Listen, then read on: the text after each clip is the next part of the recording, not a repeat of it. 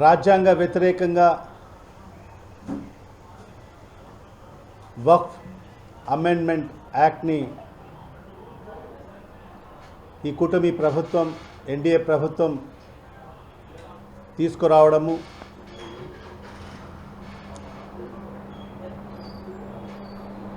ఈ చట్టం ద్వారా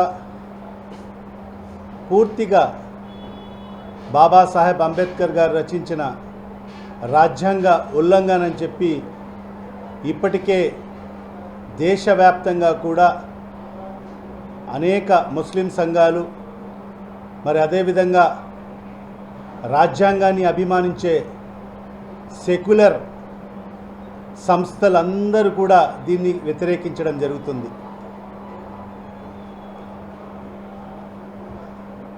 ఇవాళ అనేక మంది కూడా న్యాయ పోరాటాల కోసం ఇప్పటికే సుప్రీంకోర్టుని కూడా ఆశ్రయించడం జరిగింది.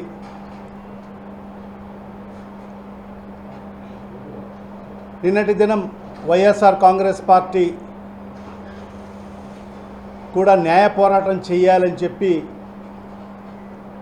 మన ప్రియతమ నాయకుడు శ్రీ వైఎస్ జగన్మోహన్ రెడ్డి గారి నిర్ణయం మేరకు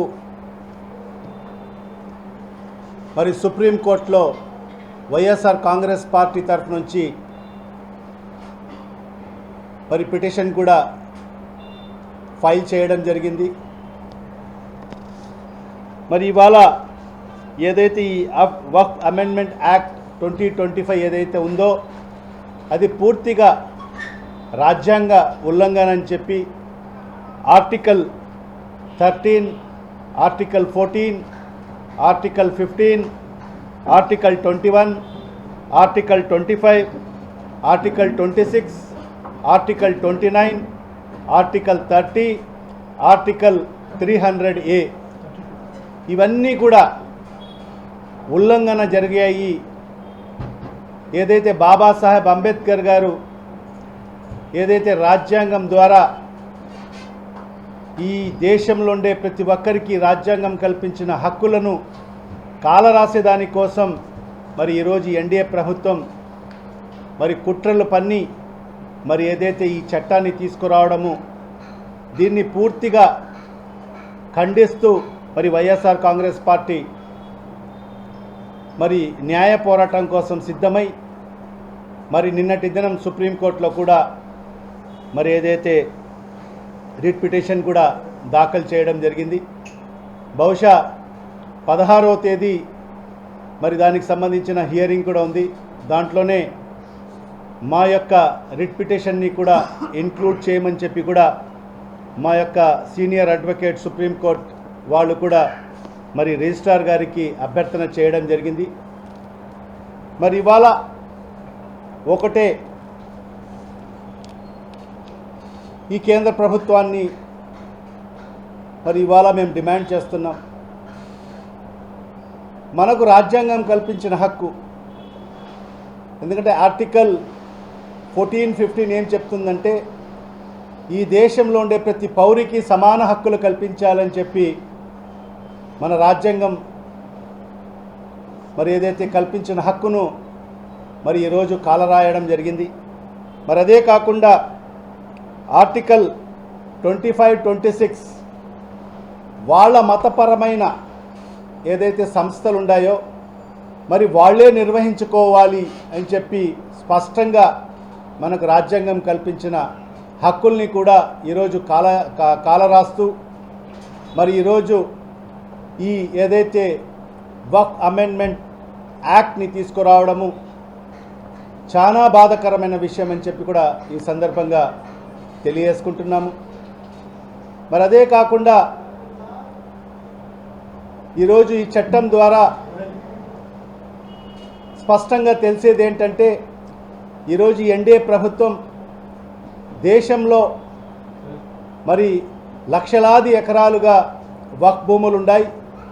మరి ఆ భూములను ఏదో ఒక రకంగా కేంద్ర ప్రభుత్వం స్వాధీనపరచుకోవాలి అనే ఒక దురాలోచనతోనే మరి ఈరోజు ఈ వక్ఫ్ చట్టాన్ని అమెండ్మెంట్ చట్టాన్ని తీసుకురావడము మరి ఇవాళ ఆ చట్టం తీసుకొస్తూ కూడా మరి వాళ్ళు మాట్లాడుతున్న తీరు ఏ విధంగా ఉందంటే ఇదేదో ముస్లిం మైనారిటీలకు మేలు చేసే విధంగా, ముస్లింలు అణగారిన వర్గాలకు మేలు చేసే విధంగా ఈ చట్టం ఉంది అని చెప్పి మరి ఈరోజు ఏదైతే పార్లమెంట్లో మరి వాళ్ళకు సంబంధించిన మంత్రులు కానీ మరి ఎన్డీఏకు సంబంధించిన పార్లమెంట్ సభ్యులు మాట్లాడిన తీరు చూస్తుంటే నిజంగా చాలా హాస్యాస్పదంగా ఉంది. మరి ఇవాళ ఈ దేశంలో భారతీయ జనతా పార్టీ ప్రభుత్వం ఇప్పటికే 10 ఏళ్ళు ఈ దేశాన్ని పరిపాలించడం జరిగింది.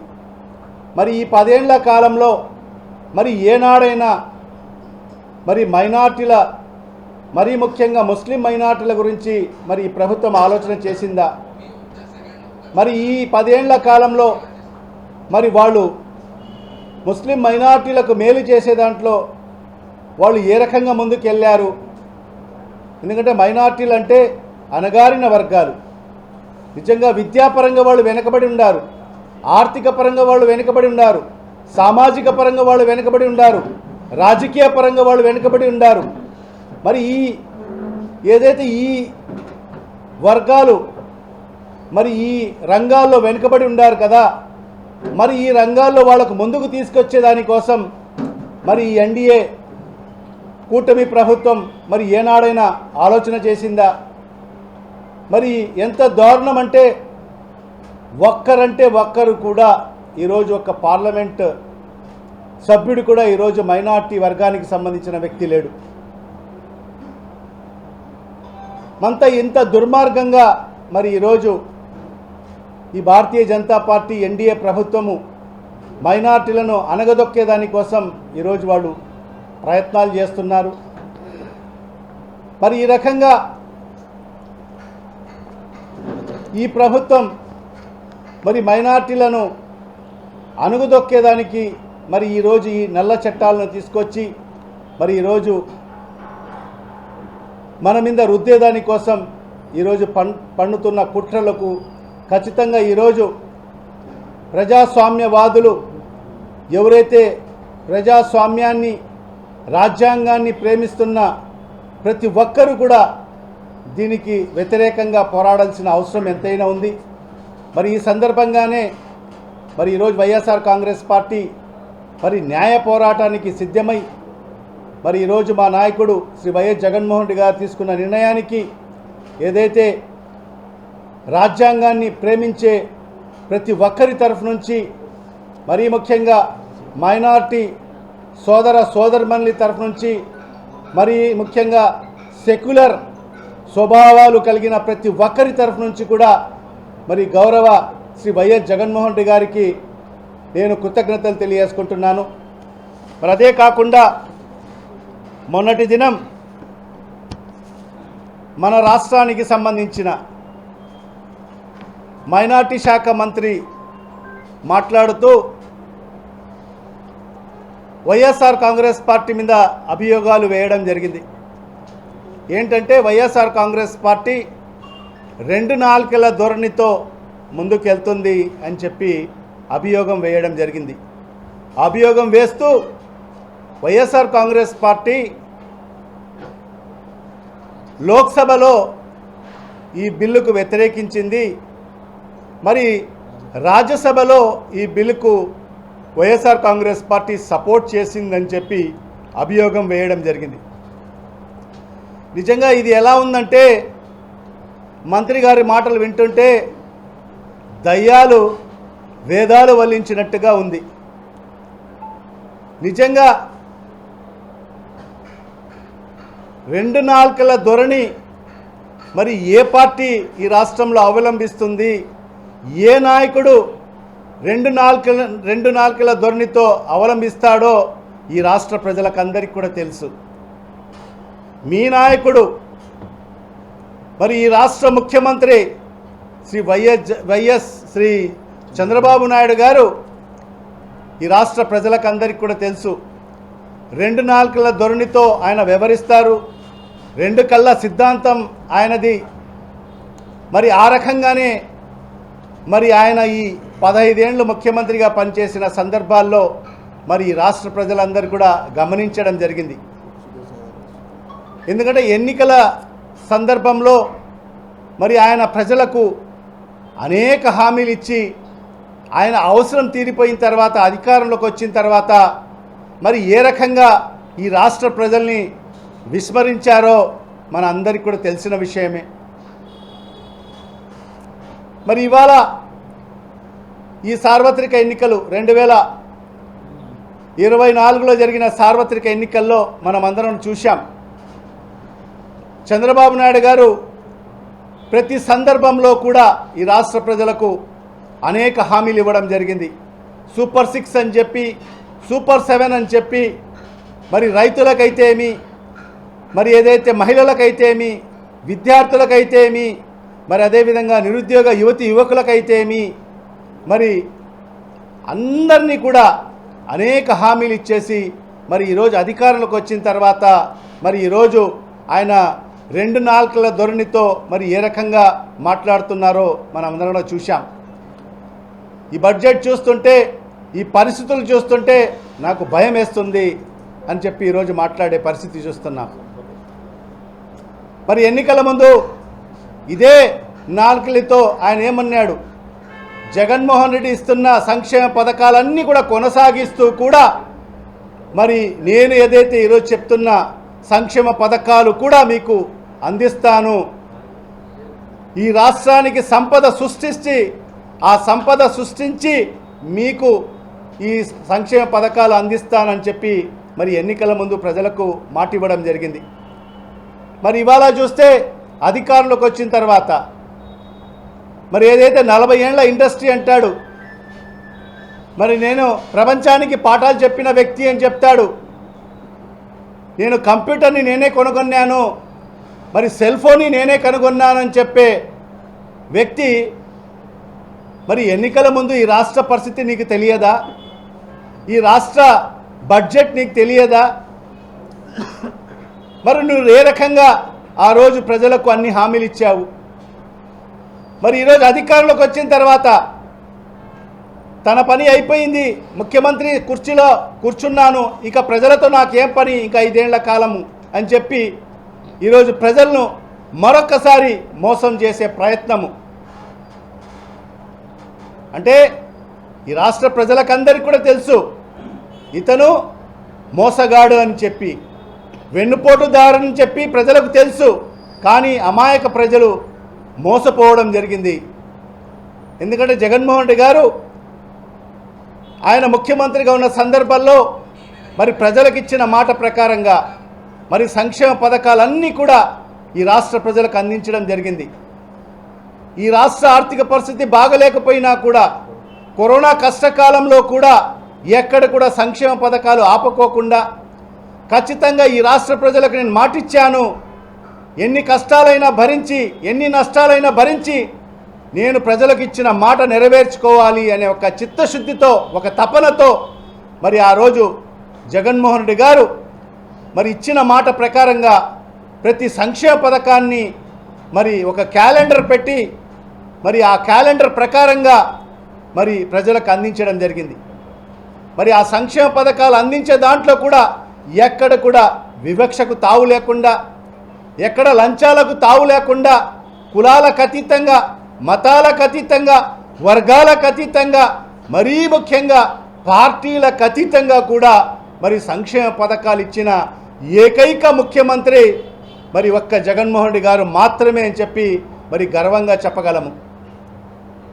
ఎందుకంటే గతంలో మనం చూసాం 2014 నుంచి 19 వరకు చంద్రబాబు నాయుడు గారి పరిపాలన ఏ విధంగా కొనసాగిందో.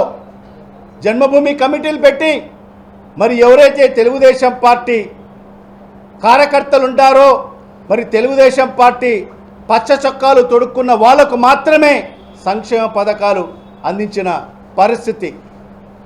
మరి అదే కాకుండా జన్మభూమి కమిటీలు పెట్టి ప్రజల్ని దోచుకున్న పరిస్థితి మనం గతంలో చూశాం. కానీ దానికి భిన్నంగా జగన్మోహన్ రెడ్డి గారు ముఖ్యమంత్రి అయిన తర్వాత మరి సచివాలయ వ్యవస్థ తీసుకొచ్చి, వాలంటీర్ వ్యవస్థ తీసుకొచ్చి మరి ఎక్కడ కూడా ఎవరిని ఏదైతే తన మన అనే భేదాలు లేకోకుండా మరి అన్ని వర్గాల ప్రజలకు కూడా మరి వాళ్ళ ఇంటికి మరి సంక్షేమ పథకాలు అందించిన ఘనత కూడా జగన్మోహన్ రెడ్డి గారికి దక్కుతుంది. మరి అలాంటి పరిస్థితిలో మరి ఈరోజు మంత్రి గారు మరి ఈ రకంగా మాట్లాడము ఎంతవరకు సమంజసమో ఈ రాష్ట్ర ప్రజలు గమనించాలని చెప్పి కూడా ఈ సందర్భంగా తెలియజేసుకుంటున్నా. మరి ఇవాళ ఇదే వక్ఫ్ చట్టానికి సంబంధించి మరి అనేక పెద్ద మన మతపరమైన సంస్థలు కూడా జమియత్ ఉల్మా హింద్ అని చెప్పి మరి ఆల్ ఇండియా ముస్లిం పర్సనల్ లా బోర్డు మరి అదే కాకుండా జమాత్ ఇస్లామీ హింద్ తబ్లిగీ జమాత్ మరి ఇలాంటి పెద్ద సంస్థల మరి ఎవరైతే వాళ్ళ నాయకులు కూడా మరి గౌరవ ముఖ్యమంత్రి గారికి చంద్రబాబు నాయుడు గారిని కలవడం జరిగింది.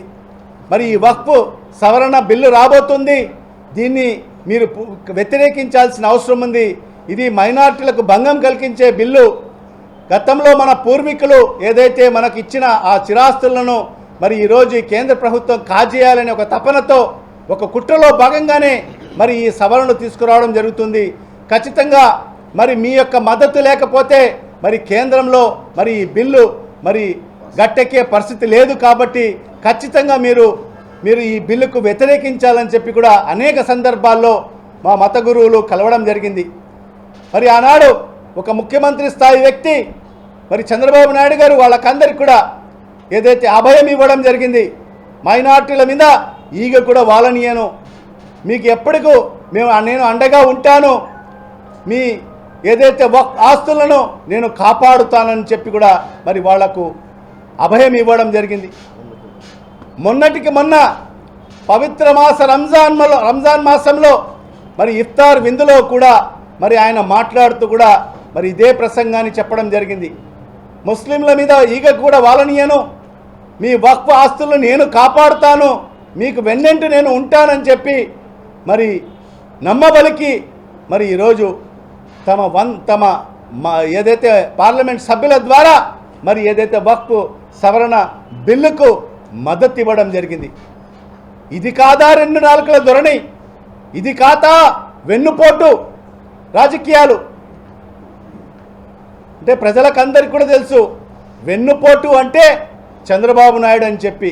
ఎందుకంటే పిల్లనిచ్చిన మామనే వెన్నుపోటు పొడిచి మరి ఆయన కష్టార్జితంగా మరి స్థాపించిన తెలుగుదేశం పార్టీని ఏ విధంగా కైవసం చేసుకున్నాడో ఈ రాష్ట్ర ప్రజలకందరికీ కూడా తెలుసు.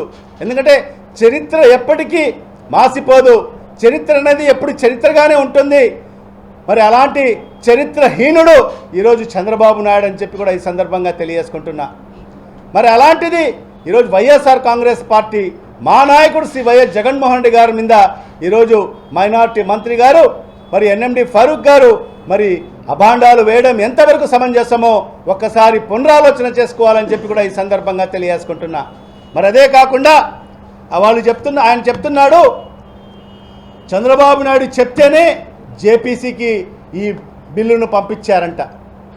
అయ్యా, చంద్రబాబు నాయుడు చెప్పిన తర్వాత జేపీసీకి పంపించారని చెప్తున్నారు కదా, ఆ జేపీసీ మరి ఏదైతే ప్రతిపక్షాలు ఏదైతే ఉన్నాయో మరి ఆ ప్రతిపక్షాలకు సంబంధించిన వాళ్ళ ఏదైతే వాదనలను ఎందుకు వినలేదు, వాళ్ళ అభిప్రాయాలను ఎందుకు పరిగణనలోకి తీసుకోలేదు, వాళ్ళ విన్నపాలను ఎందుకు పరిగణనలోకి తీసుకోలేదు? మరి ఇది కూడా సమాధానం చెప్పాల్సిన అవసరం ఉంది. మరి అదే కాకుండా మేము 4 సవరణలు చేశాము, 4 సవరణలు చేయమని చెప్పి జేపీసీలో మరి చెప్పాము. ఆ 4 సవరణలు కూడా మరి వాళ్ళు చేయడం వల్ల ఈరోజు మైనార్టీలకు చాలా మటుకు మేలు జరుగుతుందని చెప్పి ఈరోజు అవాస్తవాలు మాట్లాడుతున్నారు. నిజంగా ఇవాళ ఏదైతే ఈ అమెండ్ అయిన ఏదైతే సవరణలు ఉన్నాయో ఎక్కడ ఒక్కటి కూడా వీళ్ళు ఏదైతే చేసిన ఏదైతే సవరణలు ఎక్కడ కూడా అమెండ్మెంట్లో లేవు. మరి ఈరోజు వాళ్ళు అంటున్నారు వక్ఫ్ యూజర్ని మేము తొలగించామని చెప్పి, వక్ఫ్ బై యూజర్ని తొలగించామని చెప్తున్నారు. ఎక్కడ కూడా తొలగించలేదు. వక్ఫ్ బై యూజర్ ఆ సెక్షన్నే పూర్తిగా తొలగించడం జరిగింది. ఎందుకంటే వక్ఫ్ బై యూజర్ అనేది అత్యంత ఇంపార్టెంట్ ఏదైతే యాక్ట్, అది ఏదైనా ఒక శ్మశానం ఉంటుంది, ఒక దర్గా ఉంటుంది, ఒక మసీదు ఉంటుంది. అది గత దశాబ్దాలుగా మరి అక్కడ శ్మశానం వాడకంలో ఉంటుంది. ఆ మసీదు వాడకంలో ఉంటుంది, మరి అదే కాకుండా ఒక దర్గా వాడకంలో ఉంటుంది. మరి దానికి మనము పత్రాలు చూపించాలంట. ఒకవేళ పత్రాలు చూపించలేని పరిస్థితిలో మరి అది వక్ఫ్ ఆస్తి కాదు అని చెప్పడం జరుగుతుంది. ఇది ఎంతవరకు సమంజసమో ఒక్కసారి ఆలోచన చేయమని చెప్పి కూడా ఈ సందర్భంగా తెలియజేసుకుంటున్నా. మరి అదే కాకుండా రెండవది, మనకు గతంలో వక్ఫ్లో ఏదైనా ఇద్దరి మధ్య స్థల వివాదంలో డిస్ప్యూట్ వస్తే మనకు వక్ఫ్ సిఓ అనేది ఉంటుంది. వక్ఫ్ సిఓ గారు ఉంటారు. మరి ఆ సిఓ గారి కాడికి ఏదైతే వాదన వెళ్తాయి, మరి ఆ సిఓ గారి నిర్ణయం మేరకు ఉంటాయి. ఒకవేళ సిఓ గారి నిర్ణయం వాళ్లకు శిరోధార్యం కాకపోతే మరి వక్ఫ్ ట్రిబ్యునల్ అనేది ఉంటుంది. మరి ఆ వక్ఫ్ ట్రిబ్యునల్కు వాళ్ళు వెళ్తారు. ఒకవేళ వక్ఫ్ ట్రిబ్యునల్లో కూడా వాళ్లకు న్యాయం జరగకపోతే మరి వాళ్ళు మరి హైకోర్టుని ఆశ్రయించవచ్చు, మరి అదేవిధంగా సుప్రీంకోర్టుని కూడా ఆశ్రయించవచ్చు. ఇన్ని ప్రొవిజన్స్ ఉన్నాయి. మరి అలాంటిది ఈరోజు ఈ ప్రభుత్వం, కేంద్ర ప్రభుత్వం, ఎన్డీఏ ప్రభుత్వం ఈ సవరణల ద్వారా మరి పూర్తి అధికారాలను ఈరోజు కలెక్టర్లకు ఇవ్వడం జరిగింది, రెవెన్యూ డిపార్ట్మెంట్కి ఇవ్వడం జరుగుతుంది. ఇదొక దుర్మార్గం. దీని ద్వారానే వాళ్ళ ఆలోచన ఇవాళ ఈ దేశ ప్రజలకు స్పష్టమవుతుంది. ఎందుకంటే రెవెన్యూ అధికారి, మరి జిల్లా అధికారి ఎవరైతే కలెక్టర్ గారు ఉంటారో మరి ఆ కలెక్టర్ ఎవరి పర్యవేక్షణలో పనిచేస్తారు? ఆ ప్రభుత్వ ఆధీనంలో పనిచేస్తాడు. ఆ ప్రభుత్వానికి మేలు చేసే దిశలో పనిచేస్తాడు. మరి ఆ సంస్థలకు మేలు చేయాలని ఏ కోశాన కూడా ఆలోచన చేయడు. ఇవన్నీ కూడా ఆలోచన చేసి మరి ఈ అధికారాలు కలెక్టర్కు కట్టబెట్టడం జరిగింది. మరి వీళ్ళు ఏదో కలెక్టర్ని తొలగించి పై స్థాయి అధికారిని నియమించమని చెప్పడం జరుగుతుంది. ఏ స్థాయి అధికారి ఉన్నా కూడా, కలెక్టర్ పై స్థాయి అధికారి ఉన్నా కూడా ఖచ్చితంగా వాళ్ళు ప్రభుత్వ ఆధీనంలో పనిచేస్తారు. కాబట్టి ప్రభుత్వానికి అనుకూలంగా వాళ్ళు మరి వాళ్ళ తీర్పులు ఉంటాయి. మరి దీని ద్వారా స్పష్టమయ్యేది ఏంటంటే రాబో రోజుల్లో వక్ఫ్కు సంబంధించిన ఏదైతే స్థలాలు ఉన్నాయో, ఆస్తులు ఉన్నాయో అవన్నీ కూడా ప్రభుత్వ స్వాధీనం చేసుకునే దాంట్లో ఇదొక అడుగు ముందుకు వేశారని చెప్పి కూడా ఈ సందర్భంగా తెలియజేసుకుంటున్నా. మరి అదే కాకుండా ఇంకొక సవరణ వాళ్ళు చెప్పారంట, 6 నెలల కాలం మీ వక్ఫ్ సంబంధించిన ఆస్తులకు సంబంధించి ఏదైతే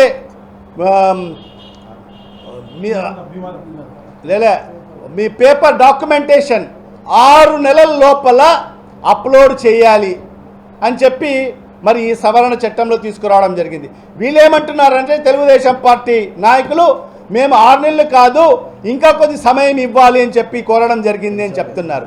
అంటే 6 నెలలు ఇచ్చినా ఏంటి, ఒక నెల పొడిగించి ఇంకొక 2 నెలలు పొడిగించినా కూడా ఖచ్చితంగా వాళ్ళు డాక్యుమెంట్ అయితే సబ్మిట్ చేయాల్సిన అవసరం ఉంది. పూర్తి ఆధారాలతో సహా వాళ్లకు ఏ విధంగా ఆస్తి సంక్రమించింది డాక్యుమెంట్స్ అన్నీ కూడా పొందుపరచాలని చెప్పి కూడా వాళ్ళు చెప్పడం జరిగింది. మరి ఈ సవరణలు ఎక్కడ కూడా ఏ రకంగా కూడా మరి ముస్లిం సమాజానికి ఉపయోగపడేవి కావని చెప్పి కూడా ఈ సందర్భంగా తెలియజేసుకుంటున్నా. ఎందుకంటే 6 నెలలు ఇవ్వాలి, లేకపోతే ఇంకొక నెల 2 నెలల తర్వాత అయినా ఖచ్చితంగా ఆ డాక్యుమెంట్స్ అయితే సబ్మిట్ చేయాల్సిన అవసరం ఉంది. ఒకవేళ డాక్యుమెంట్ సబ్మిట్ చేయలేని పరిస్థితిలో మరి అవి వక్ఫ్ ఆస్తులు కావు అని చెప్పి ప్రభుత్వం స్వాధీనం చేసుకునే పరిస్థితి ఉందని చెప్పి కూడా ఈ సందర్భంగా ప్రజలకు తెలియజేసుకుంటున్నా. మరి ఈ రకంగా అదేవిధంగా వాళ్ళు 4 సవరణలు అన్నారు, కానీ ఇక్కడ 3 మాత్రమే చెప్పారు. చాలా ప్రధానమైనది ఏంటంటే మరి ఏదైతే వక్ఫ్కు సంబంధించి ఇది పూర్తిగా ముస్లిం మైనార్టీలకు సంబంధించి, ఎందుకంటే ఈ ఆస్తులన్నీ కూడా ముస్లిం మైనార్టీలకు సంబంధించిన ఆస్తులు. ఇది మా పూర్వీకులు, మా ముత్తాతలు మరి ఏదైతే దానం చేసిన ఆస్తులు, అది వాళ్ళు కష్టార్జితం సంపాదించిన ఆస్తులు. మరి భవిష్యత్తులో మరి అది ఈ సమాజానికి ఉపయోగపడాలి, మరి ముస్లిం అణగారిన వర్గాలకు మరి దానికి ఉపయోగపడాలని చెప్పి మరి వాళ్ళందరూ కూడా ఎంతో దాతృత్వంతో మరి ఆ రోజు దానం చేసిన పరిస్థితి. మరి అలాంటిది మరి ఏదైతే అలాంటికి సంబంధించిన దాని పర్యవేక్షణ కోసం మరి గతంలో ఒక బోర్డుని ఏర్పాటు చేయడం జరిగింది, అదే వక్ఫ్ బోర్డు. దాంట్లో ఈరోజు ఏం చేస్తుందంటే ఈ కూటమి ప్రభుత్వం, ఎన్డీఏ ప్రభుత్వం మరి ఆ వక్ఫ్ బోర్డులో కూడా మరి నాన్ మైనారిటీస్ ముస్లిం ఇతరులను 2 సభ్యులుగా చేర్చాలని చెప్పి కూడా ఇక్కడ సవరణ చేయడం జరిగింది. మరి ఇది ఎంతవరకు సమంజసమో ఒకసారి ఆలోచన చేయాల్సిన అవసరం ఉంది. మరి ఈరోజు అనేక సంస్థలకు ఈరోజు బోర్డులు ఉన్నాయి, మరి వాళ్ళకు సంబంధించిన అనేక సంస్థలకు సంబంధించి ఈరోజు కమిటీలు ఉన్నాయి. మరి ఆ కమిటీల్లో మరి ఇతర సామాజిక వర్గాలకు వాళ్ళకు అవకాశం ఇస్తారా? మరి ఇది ఎంతవరకు సమంజసమో ఒక్కసారి ఆలోచన చేయండి. ఇది ఈ వివాదాలు సృష్టించాలి, వివాదాలు సృష్టించి మరి ఏదైతే ప్రశాంతంగా ఉండ ఈ వాతావరణాన్ని కలుషితం చెయ్యాలి అనే ఒక ఆలోచనతోనే మరి ఈరోజు ఎన్డీఏ ప్రభుత్వం, మరి ఈరోజు కూటమి ప్రభుత్వం దుర్మార్గంగా ఆలోచన చేస్తుందని చెప్పి కూడా ఈ సందర్భంగా తెలియజేసుకుంటున్నాను. మరి ఇలాంటి ఈ సవరణలో ఇది ప్రజా వ్యతిరేకం, రాజ్యాంగ వ్యతిరేకం. మరి అలాంటి సవరణలను ఎట్టి పరిస్థితుల్లో కూడా మరి ఈరోజు సమైక్యవాదులైతేమి, మరి అదేవిధంగా రాజ్యాంగాన్ని ప్రేమించే ప్రతి ఒక్కరు కూడా ఈరోజు కులాలకు అతీతంగా, మతాలకు అతీతంగా, వర్గాలకు అతీతంగా, పార్టీలకు అతీతంగా కూడా ఈరోజు వ్యతిరేకిస్తున్నారు. ఈరోజు ఏదో కేవలం ఒక ముస్లింలు మాత్రమే వ్యతిరేకిస్తున్నామని చెప్పి కాదు. మరి ఈరోజు పార్లమెంట్లో మనం చూసాం, సుమారుగా 16 గంటల పాటు మరి వాదనలు జరిగాయి. మరి ఆ 14 గంటల పాటు అనేక మంది, కేవలం ముస్లింలే కాదు, మరి అనేక మంది మరి పార్లమెంట్ సభ్యులు, అన్ని రాజకీయ పార్టీలకు సంబంధించిన పార్లమెంట్ సభ్యులు చాలా చక్కగా ప్రసంగించడం జరిగింది. మరి ఏ రకంగా రాజ్యాంగ ఉల్లంఘన చెప్పి బాబాసాహెబ్ అంబేద్కర్ గారు కల్పించిన హక్కులను మరి ఏ విధంగా ఈ కూటమి ప్రభుత్వం ఏ రకంగా ఉల్లంఘిస్తుందని చెప్పి కూడా మరి ఆనాడు పార్లమెంట్ సభ్యులందరూ కూడా ఎంతో చక్కగా మాట్లాడడం జరిగింది. మరి ఈరోజు దేశవ్యాప్తంగా కూడా మరి సెక్యులర్ స్వభావాలు కలిగిన ప్రతి ఒక్కరు కూడా ఈరోజు ఉద్యమాలకు మరి వాళ్ళందరూ కూడా సహకరించడం జరుగుతుంది. ఈరోజు ముస్లిం మైనార్టీలకు అండగా ఈరోజు వాళ్ళందరూ కూడా నిలవడం జరుగుతుంది. మరి వాళ్ళందరూ కూడా ఒకటే చెప్తున్నారు, ఇది రాజ్యాంగ ఉల్లంఘన, పూర్తిగా రాజ్యాంగ ఉల్లంఘన జరిగింది. మరి ఖచ్చితంగా ఈ బిల్లును వాపస్ తీసుకోవాల్సిన అవసరం కూడా ఎంతైనా ఉందని చెప్పి కూడా చెప్పడం జరుగుతుంది. తద్వారా మరి ఈరోజు న్యాయస్థానాల మీద మాకు పూర్తిగా నమ్మకం ఉంది, మాకు పూర్తిగా విశ్వాసం ఉంది, మనకు న్యాయం జరుగుతుందని చెప్పి మాకు న్యాయస్థానాలపైన పూర్తి నమ్మకం ఉంది. కాబట్టే మరి ఈరోజు అనేక సంస్థలు కూడా ఈరోజు మరి ఏదైతే సుప్రీంకోర్టుని ఆశ్రయించడం జరిగింది. మరి తద్వారా కూడా మరి ఈరోజు వైఎస్ఆర్ కాంగ్రెస్ పార్టీ కూడా మరి న్యాయ పోరాటం చేసేదానికి సిద్ధమై మరి ఈరోజు నిన్నటి దినం మరి సుప్రీంకోర్టులో రిట్ పిటిషన్ దాఖలు చేయడం జరిగింది. ఖచ్చితంగా రాబో రోజుల్లో కూడా మరి వైఎస్ఆర్ కాంగ్రెస్ పార్టీ మరి ఏదైతే ఈ రాజ్యాంగ ఉల్లంఘన ఏదైతే యాక్ట్ ఉందో వక్ఫ్ అమెండ్మెంట్ యాక్ట్కి ఖచ్చితంగా వ్యతిరేకిస్తుందని చెప్పి కూడా ఈ సందర్భంగా తెలియజేసుకుంటూ, మరి మైనార్టీలకు ఎప్పుడు కూడా ఎక్కడ ఆపద వచ్చినా, ఎప్పుడు ఆపద వచ్చినా కూడా వైఎస్ఆర్ కాంగ్రెస్ పార్టీ అండగా నిలవడం జరిగింది. మా నాయకుడు శ్రీ వైఎస్ జగన్మోహన్ రెడ్డి గారు మరి మైనార్టీల పక్షపాతి. ఎప్పుడు కూడా ఆయన ఎక్కడ కూడా ఒకే మాట అంటుంటాడు, ఎప్పుడు ఎవరికి మీకు ఆపద వచ్చినా కూడా నేను అండగా ఉంటానని చెప్పి ఒక భరోసా కల్పించడం జరిగింది.